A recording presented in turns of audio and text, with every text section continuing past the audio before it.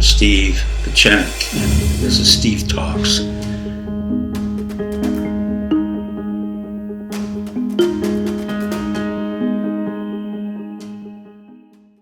Good evening, Mr. and Mrs. America. This is Dr. Steve Pieczenik with Steve Lights. That's a term that the Rutgers University students gave me, and I want to thank them for that.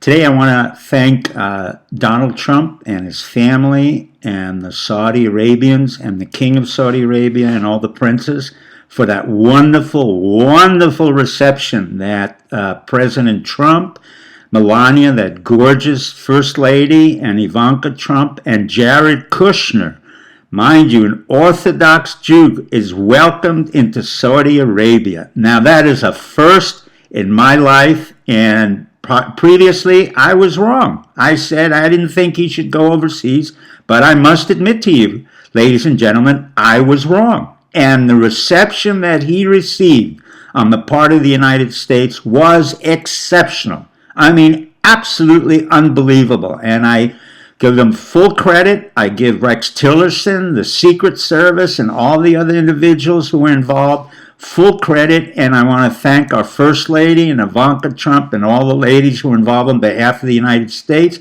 for not wearing a hijab, and I want to thank the Saudis for allowing our president to dance with him in the sword dance, which is a very unusual but sophisticated dance. Now I want to bring you to something a little bit more serious. It's been reported in the New York Times, of course, but I think it's pretty accurate, that 10 to 12 years ago, between the years 2010 and 2012, we, the United States, lost about 18 to 20 sources in China. Now that's a pretty serious self-incrimination on the part of the CIA.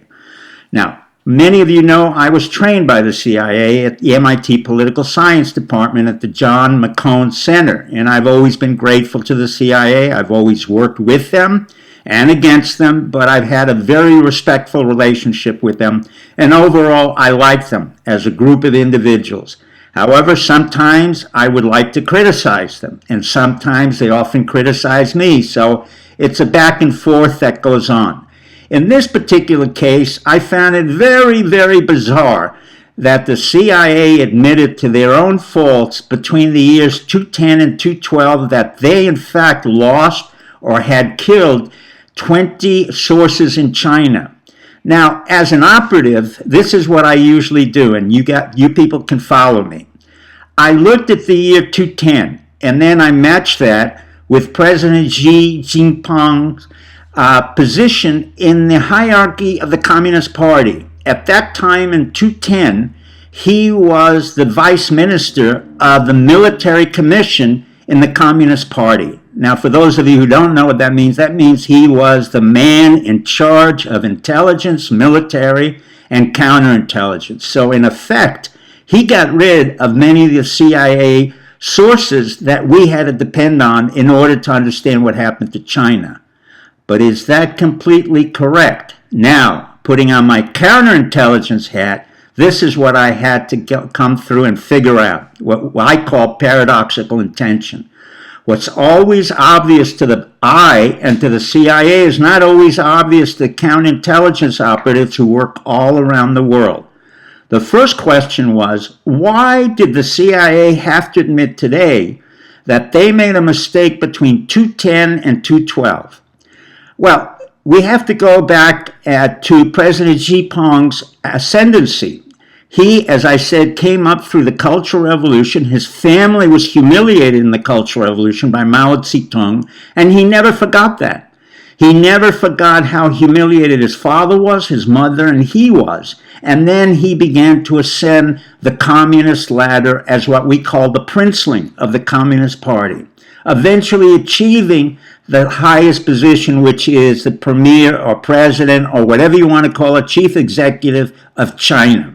Now, he achieved that in 2012.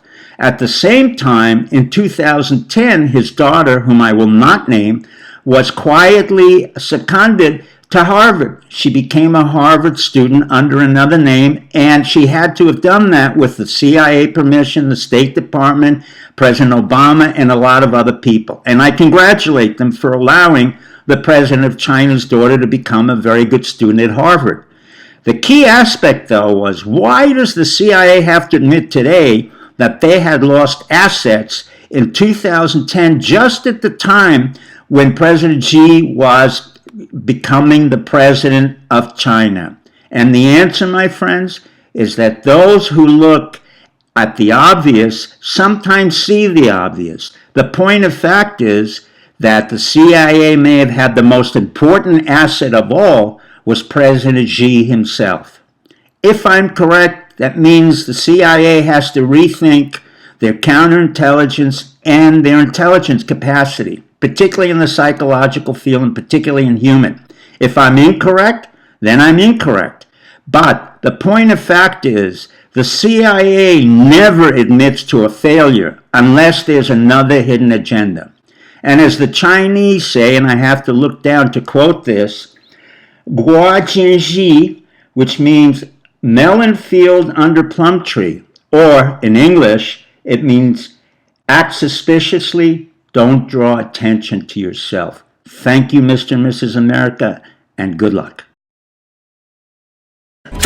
Hi, this is Dr. Steve Pieczenik. This is Steve Talks.